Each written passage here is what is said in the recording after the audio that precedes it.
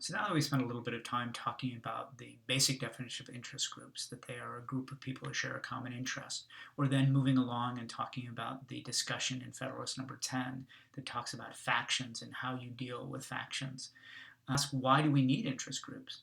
And the answer to that question is that majority rule, the idea of popular sovereignty, might not be sufficient, that our system of government does have some evidence of majority rule where popular sovereignty matters, but it might not be enough. So, for example, as we're going to be talking elections, is voting enough? Is voting enough of us to be able to send a message, a clear message to our elected officials of what we want them to do once they're in office?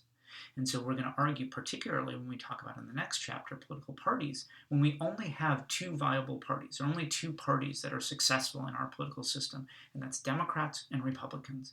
And we have a complex society with a whole bunch of different viewpoints, that how is it possible for such a complex society to be boiled down to Democrats and Republicans?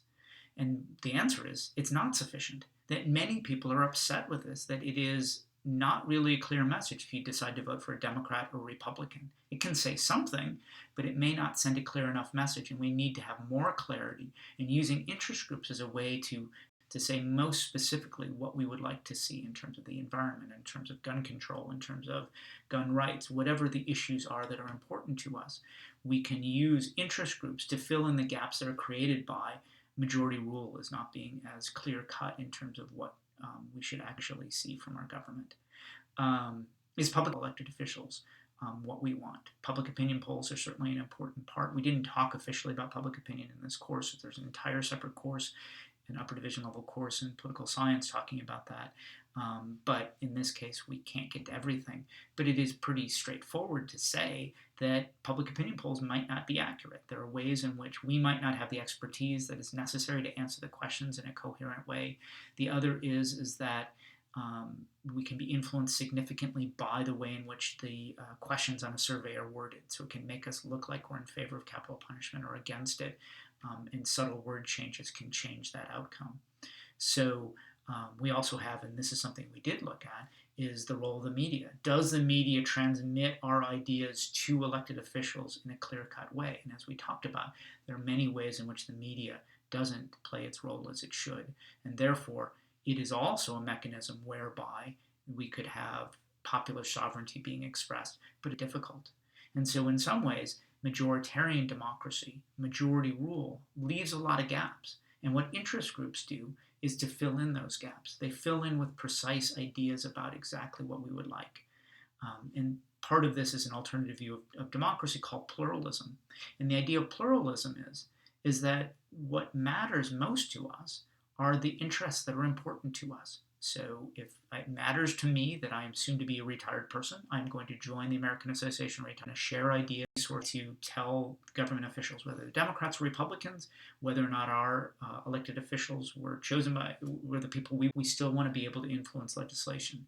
And so we join our group, and then our group uses all the different resources to access multiple Congress if that's worthwhile, if they're considering legislation.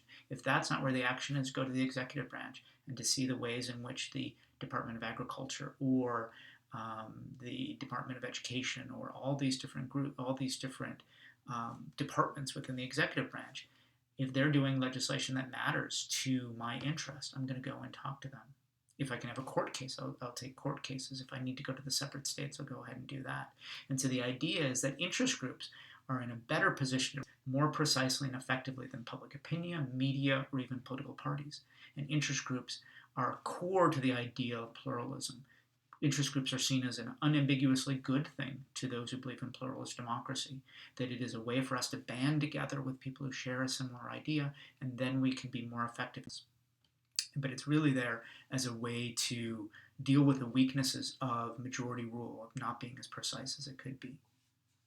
And so finally, to end this lecture, there are 3 lectures for this chapter, but to end this one is to talk a little bit about the evidence of pluralism in the United States. And it's not that difficult to see. One of the most obvious one is that in 1998, there were 10,407 registered lobbyists in Washington, D.C. that spent $1.4 billion that year trying to influence all the different activities of the national government. And again, the number is even bigger because you have state governments and they've been lobbied as well. In 2018, there were 11,650 registered lobbyists in Washington, D.C., and they spent $3.5 billion. And so it's a pretty straightforward trajectory upwards in terms of the number of lobbyists, the number of interest groups who are hiring lobbyists to influence Congress and to influence the government more broadly, and the amount of money that they're spending is more than doubled over that period. So clearly we have pluralism in the United States. It's not that hard to see. The other way in which we know that there's pluralism, or why there's pluralism in our system, is that our country has diverse interests that cannot be adequately represented by the two political parties. They create too much of a gap in which having the Democrats in charge, or as we keep finding in many periods where you have divided government, where you'll have one branch is partially or completely controlled by one party and another branch is controlled. That makes it hard for there to be clear legislation that's passed. But interest groups, even if legislation isn't being passed in a clear-cut way, interest groups can still get involved in the process because they can get their interests heard. The other way in which pluralism thrives is that there's a growth in the size of government and its responsibilities. And so as government gets bigger and has more resources, then interest groups are going to want to go and lobby those institutions to be able to get a piece of the pie, to get some of those resources in such a way as it benefits my group. And what we have are examples of the growth of size in government and its responsibilities. It occurs with Republicans and Democratic administrations alike. So the Bush administration, despite the fact that he liked to talk about himself being a small government Republican, under the Bush administration, we had the biggest increase in the size of the federal government with the creation of the Department of Homeland Security. It's the biggest increase in the size of the federal government since the 1960s under Lyndon Baines Johnson. And that's not to say that the Department of Homeland Security was unnecessary. There might have been important reasons to have security, to be able to increase the investigative power, but also to have security at these airports and at our ports and all of these things. That it certainly is possible that we needed those things.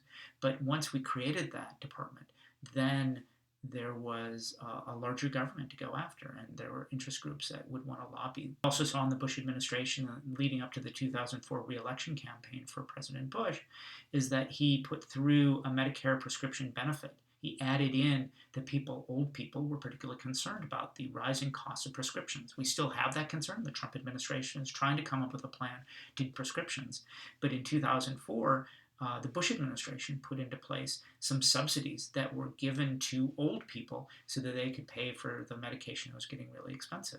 That's an expensive thing to do. It increased the amount of spending that the national government had to do. It went against, in many ways, the ideology of Republicans and Bush. But because old people were feeling the pinch because prescription drugs were getting really expensive, and old people vote in large numbers, and they voted in particular swing states like Ohio and Florida, places that Bush felt he needed to win, they put that forward and did that. But once that was put into place, then seniors want to make sure that they continue to have it, and the American Association of Retired Persons is going to continue to lobby to make sure that that prescription drug benefit is available, even if it means that down the road when people your age are getting old enough, there won't be something like Medicare or Medicaid, that we will have spent all the money giving all the goodies to old people now. So hopefully, like your grandparents and your parents, benefit from these things, but you may not.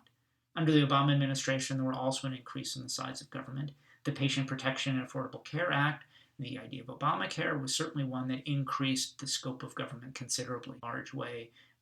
It changed both the medical field, but also the insurance field, because it didn't create a public option for medicine. Instead, it created a system of insurance and putting rules on what insurance companies could and could not charge, or they had to cover pre-existing conditions. You could say on your parents' policies until age 26. All of those things are part of that bill, and then part of that legislation that influences a huge sector of our economy. The Dodd-Frank Wall Street Reform and Consumer Protection Act of 2010 was also one that increased the size of government in terms of regulating banks, in terms of saying what sort of investment banks could make, which sort of risky investments they could make. And the Trump administration is trying to undo, and has been successful in undoing, a large number of the aspects of it.